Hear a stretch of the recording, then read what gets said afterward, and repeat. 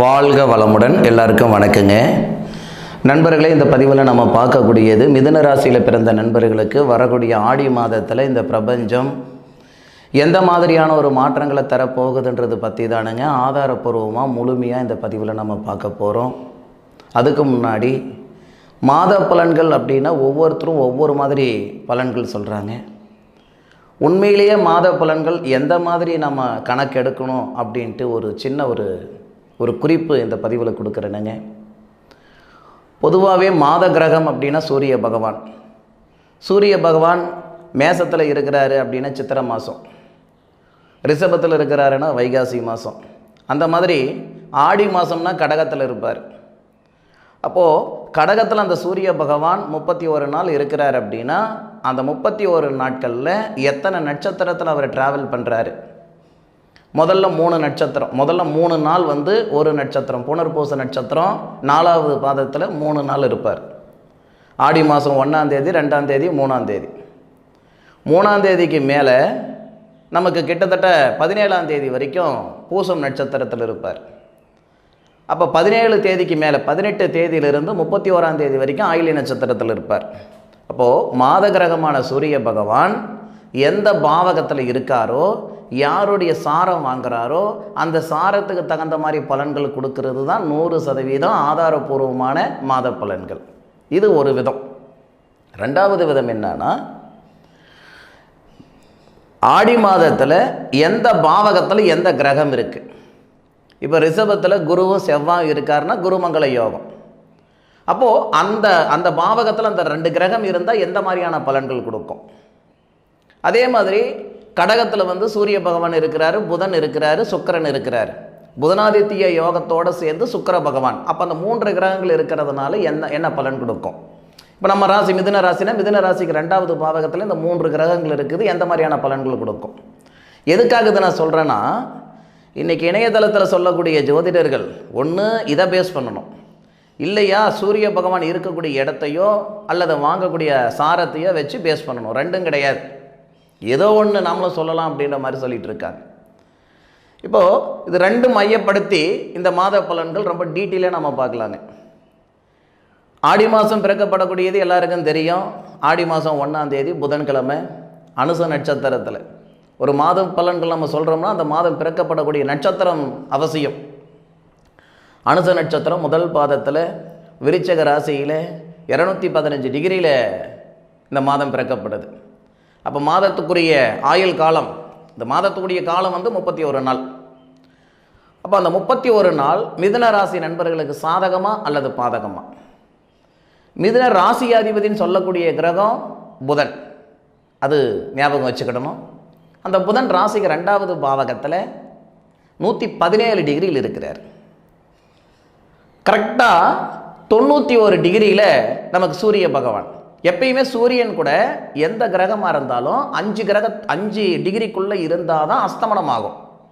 நம்ம ராசிநாதன் புதன் ராசிக்கு 2வது பாவகத்தில் ஆயிலி நட்சத்திரம் சொல்லக்கூடிய தன்னுடைய சுய சாரத்தில் 117 டிகிரியில் இருக்கிறார். அப்போது சூரிய பகவானோட சேர்ந்து அவர் யோகமாக தான் ஆகிறாரே தவிர அஸ்தமனம் ஆகலை. நம்மளுடைய முன்னேற்றத்துக்கு முட்டுக்கட்டையாக இருந்த தடைகள் எல்லாமே இந்த ஆடி மாதத்தில் விலகிறதுக்கான வாய்ப்புகள் உண்டு. ஆடி மாதம் 15ஆம் தேதி வரைக்குமே மிதுனராசி நண்பர்களுக்கு யோகமாக தான் இருக்கே தவிர பாதகமாக இருக்கிறதுக்கான வாய்ப்புகள் இல்லை. ஒரு உதாரணத்துக்கு, பொதுவாகவே இந்த மிதுனராசி நண்பர்களால் பல பேர் நல்லா இருப்பாங்க. பல பேருடைய வாழ்க்கைக்கும் சரி வாழ்வாதாரத்துக்கும் சரி ஏதாவது ஒரு வகையில், அது பணம் கொடுத்து தான் உதவி பண்ணணும்னு அவசியம் இல்லை, ஏதாவது ஒரு வகையில் மற்றவங்களுடைய வாழ்க்கைக்கும் வாழ்வாதாரத்துக்கும் இது மிதுனராசி நண்பர்கள் காரணமாக இருப்பாங்க. அப்போ உங்களுக்கு இருக்கக்கூடிய அந்த மன அழுத்தம் இந்த மாதத்தில் குறைய போகுது. 2 வருஷமாக 2.5 வருஷமாக இருக்கக்கூடிய மன அழுத்தம் இந்த ஆடி மாதம் பிறந்த உடனே உங்களுக்கு குறைய போகுது. உழைப்புக்கு தகுந்த உயர்வு வரப்போகுது, வாழ்க்கைக்கு ஏற்ற வளர்ச்சி வரப்போகுது. அதுவும் ஆடி மாதம் 1ஆம் தேதியிலிருந்து ஆடி மாதம் 15ஆம் தேதிக்குள்ளார என்றைக்கோ நீங்கள் செஞ்ச ஒரு நல்லது, யாருக்கோ எப்போவோ நீங்கள் செஞ்ச ஒரு நல்லது, என்றைக்கோ நீங்கள் போட்ட ஒரு விதை இந்த தருணத்தில் மிகப்பெரிய விருட்சமாக வர்றதுக்கு வாய்ப்பு இருக்குது. சுய தொழில் செய்யணும் அப்படின்ற எண்ணம் உங்களுக்கு இருந்தால், ராசிக்கு 12வது பாவகத்தில் குரு இருக்கிறாரே, குரு மறைவு ஸ்தானத்தில் இருக்கிறாரே, அவர் தானே தொழில் ஸ்தானாதிபதி. அதனால் இந்த நேரத்தில் செய்யலாமா வேண்டாமா? தயவு செய்து சொல்கிறேன், பார்த்துக்கிடுங்க.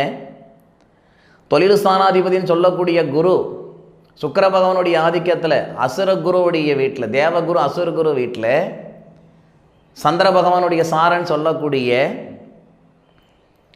ரோகிணி நட்சத்திரம், கிருஷ்ண பகவான் பிறந்த நட்சத்திரம்னு சொல்லுவாங்க.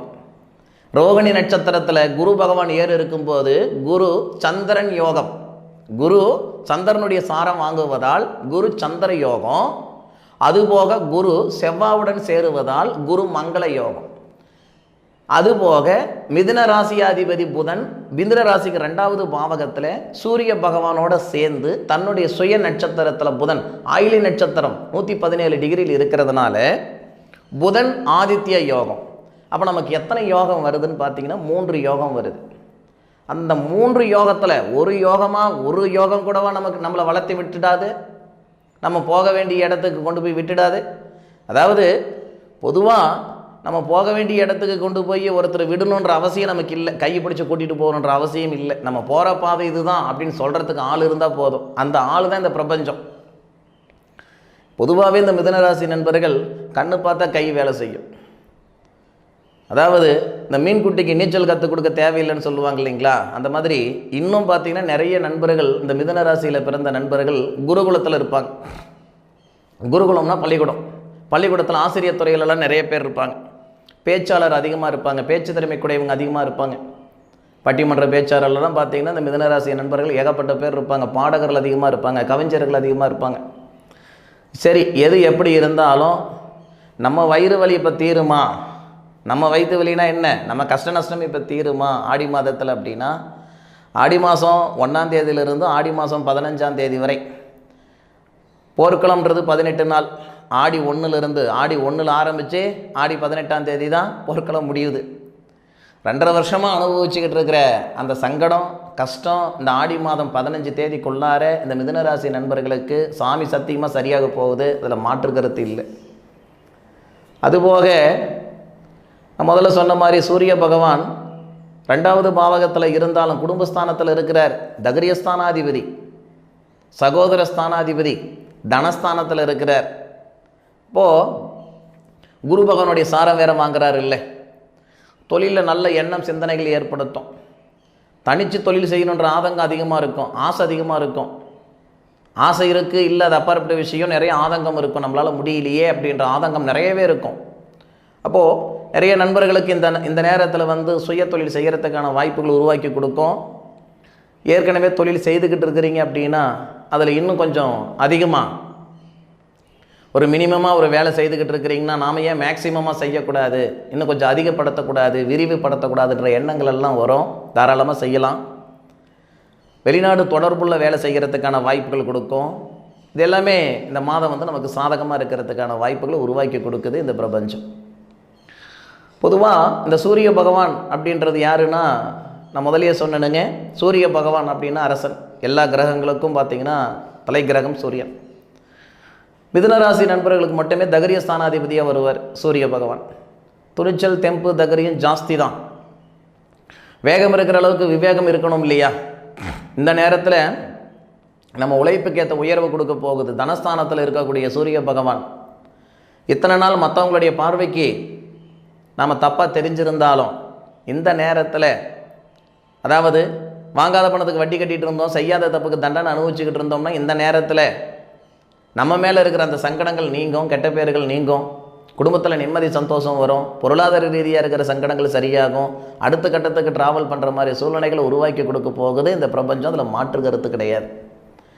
அண்ணன் தம்பிகளுக்குள்ளே இருக்கிற பகை, அண்ணன் தம்பிகளுக்குள்ளே இருக்கிற விரோதம், இதெல்லாம் சரியாகிறதுக்கான வாய்ப்புகளும் கொடுக்க போகுது.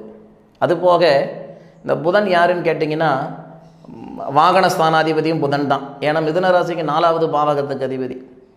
அப்போது ஆடி மாதம் 18 தேதிக்கு மேலே சூரிய பகவான் கோச்சார ரீதியாக புதனுடைய சாரம் சொல்லக்கூடிய ஆயிலி நட்சத்திரத்தில் வரார். ஆயிலி நட்சத்திரத்தில் புதன் சூரியன் வரார் அப்படின்னா ஏற்கனவே மாதம் அந்த 15 தேதிக்குள்ளார புதனாதித்ய யோகம். அதன் பிறகு பார்த்தீங்கன்னா 18 தேதியிலிருந்து 31 தேதி வரை புதனுடைய நட்சத்திரம் சொல்லக்கூடிய ஆயிலி நட்சத்திரத்தில் சூரிய பகவான் வருவார். இன்னும் சிறப்பாக இருக்கும். அந்த நேரத்தில் நிறைய மிதுன ராசி நண்பர்களுக்கு வாகன யோகம் இருக்குது. ஒன்று வாகன யோகம் இருக்கும், இல்லையா நினச்சி கூட பார்த்துருக்க மாட்டீங்க. இந்த நேரத்தில் ஒரு வீடு வாசல் நம்ம வாங்குவோம்ட்டு திடீர்னு செட் ஆகும். இதெல்லாம் எப்போ வரும்னா ஆடி மாதம் 18 தேதிக்கு மேற்கொண்டு ஆடி மாதம் 31 தேதிக்குள்ளார இந்த மிதுன ராசி நண்பர்களுக்கு ஏற்படும். அதாவது எதிர்பாராத ஒரு திருப்புமுனை.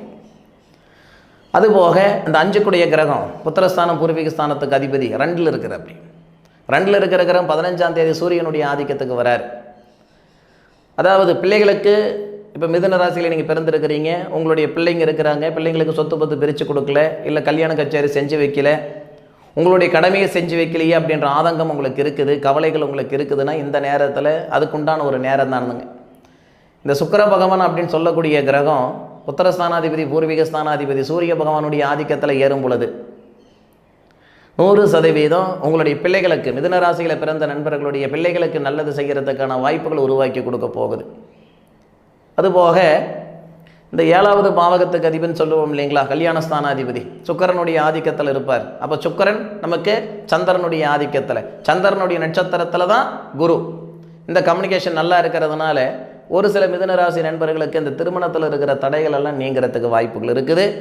அதுபோக திருமணமாகி பிரிஞ்சிருக்கோங்க, காதலர்களுக்கிடையே பிரச்சனை இருக்குதுன்னா அந்த சங்கடங்களெல்லாம் சமாதானமாகறதுக்கான வாய்ப்புகள் உண்டு. சரியா? எது எப்படி இருந்தாலும் மிதுனராசி நண்பர்களுக்கு வரக்கூடிய ஆடி மாதம் ஆனந்தமான மாதமாக இருக்க போகுதுன்றதில் மாற்று கருத்து இல்லை. அனுபவித்து சொல்லுங்கள். ஆராய்ச்சி பொது பலனாக சொல்லியிருக்கிறேனுங்க, அனுபவித்து சொல்லுங்கள் எந்த அளவுக்கு நடந்தது எந்த அளவுக்கு நடக்கலைன்ட்டு.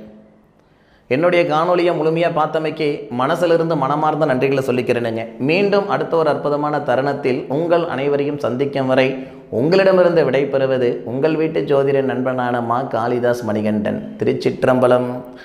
வாழ்க வையகம், வாழ்க வளமுடன்.